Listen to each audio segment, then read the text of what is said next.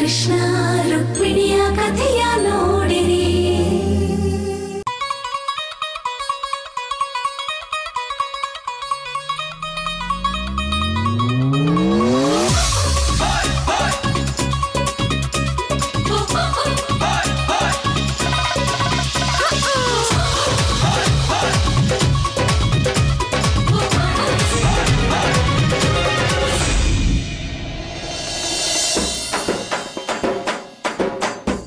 ಸುಶೀಲಾ, ನಿಂಗೆ ದಿವ್ಯ ಔಷಧಿ ಬರ್ತೈತೆ.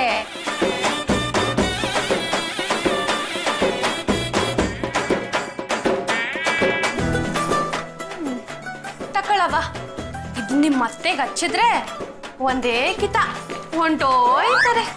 ಏನು ಅಂದ್ರೆ ಗಾಯ ಗಾಯ ಒಂದೇ ಕಿತ್ತಕ್ಕೆ ಹೊಂಟೋಯ್ತದೆ ಅಂತ ಹೇಳಕ್ ಬಂದೆ. ಸರಿ, ಅತ್ತೆಗೂ ಅಜ್ಜಿಗೂ ತುಂಬಾ ಥ್ಯಾಂಕ್ಸ್ ಅಂತ ಹೇಳ್ಬಿಡು. ಹಾಗೆ ಆನಂದ್ ಅವ್ರು ಬಂದ್ರೆ ನಾನು ಬಂದಿದ್ದೆ, ಅವ್ರ ಬಗ್ಗೆ ತುಂಬಾ ತುಂಬಾ ಕೇಳಿದೆ ಅಂತ ಮರೀದೇ ಹೇಳ್ಬಿಡು, ಆಯ್ತಾ? ನಾನೀಗ ಹೋಗ್ಬಿಟ್ಟು ಬರ್ತೀನಿ.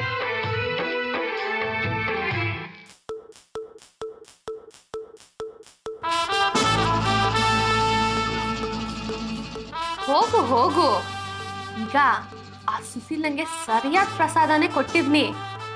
ಇದನ್ನ ಹಚ್ಕೊಂಡ್ಮ್ಯಾಕೆ ಅವಳ ಜನ್ಮ ಸಾರ್ಥಕ ಆಯ್ತದೆ. ಹೆಂಗೂ ನಮ್ಮ ಲಕ್ಷ್ಮವ್ವನ ಮಗಿನ ಉಳಿಸಿ ಈಗ ನೀನು ವಾರಿಸ್ದಾರನ ಕೊಡ್ತಾ ಇದೀಯ. ಈಗಲಾದ್ರೂ ಬೇರೆಯವ್ರ ಬಗ್ಗೆ ಯೋಚನೆ ಮಾಡೋದನ್ನ ಬಿಟ್ಬಿಟ್ಟು ಆರೋಗ್ಯದ ಕಡೆ ಗಮನ ಕೊಡವ. ಮಾವಯ್ಯ, ನೀವ್ ಇಷ್ಟೊಂದು ಕಾಳಜಿಯಿಂದ ಮಾತಾಡಿದ್ರೆ ನನಗ್ ಧೈರ್ಯ ಕೊಟ್ಟ ಹಾಗಾಗ್ತಿದೆ. ನಿಮ್ ಪ್ರೀತಿ ಹೀಗೆ ಇರೋವರೆಗೂ ನಾನು ಸಂತೋಷವಾಗೇ ಇರ್ತೇನೆ. ಓ, ನೀನೇನೋ ಸಂತೋಷವಾಗಿ ಇರ್ತೀಯ ಕಣವ್ವ.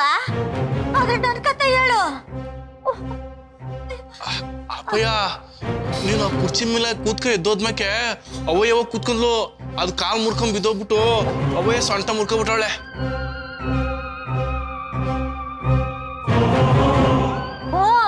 ಪ್ರತಿ ಗೀತನು ನಿಮ್ಮನ್ನ ನಟಿಸ್ಕೊ ಬರೋ ಕಂಟ್ಕ ಊದು ಇಳಿನ ತಪ್ಪಿ ನಮ್ಮ್ಯಾಚೆ ಬಂದ್ ಬೀಳ್ತದೆ. ಕನಪ್ಪಯ್ಯೋ, ಫ್ಯಾನು ನನ್ನ ತಲೆ ಮ್ಯಾಗ ಬಿದ್ದಿದ್ದು. ಈಗ ಅವಯ್ಯ ಕುರ್ಚಿಯಿಂದ ಬಿದ್ದು ಸೊಂಟ ಮುರ್ಕೊಂಡಿರೋದು ನೋಡ್ತಾ ಇದ್ರೆ ಈ ಟೀಚರ್ ಅಮ್ಮನ ಹೊಟ್ಟೆನಾಗಿರೋ ಮಗ ಅಪ್ಸಕ್ನದು ಅಂತ ಈಗಲಾದ್ರೂ ನಂಬ್ಕಂದಿಯಾ?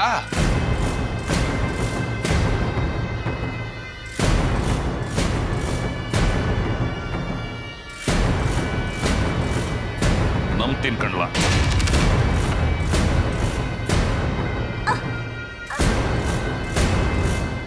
ಆದ್ರೆ ಈಗ ನಂಬಕ್ಕಿಲ್ಲ.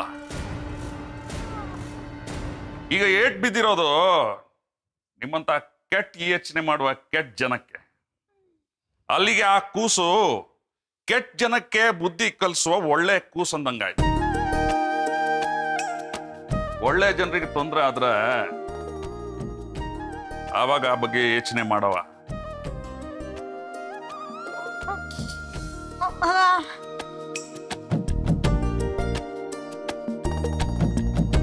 ಅವಯ್ಯ, ಸೊಂಟ ನೋಯ್ತಾ ಇದ್ದೆ. ಎಲ್ಲ ಕಣ್ಣ ಪದಾಡ್ತದೆ.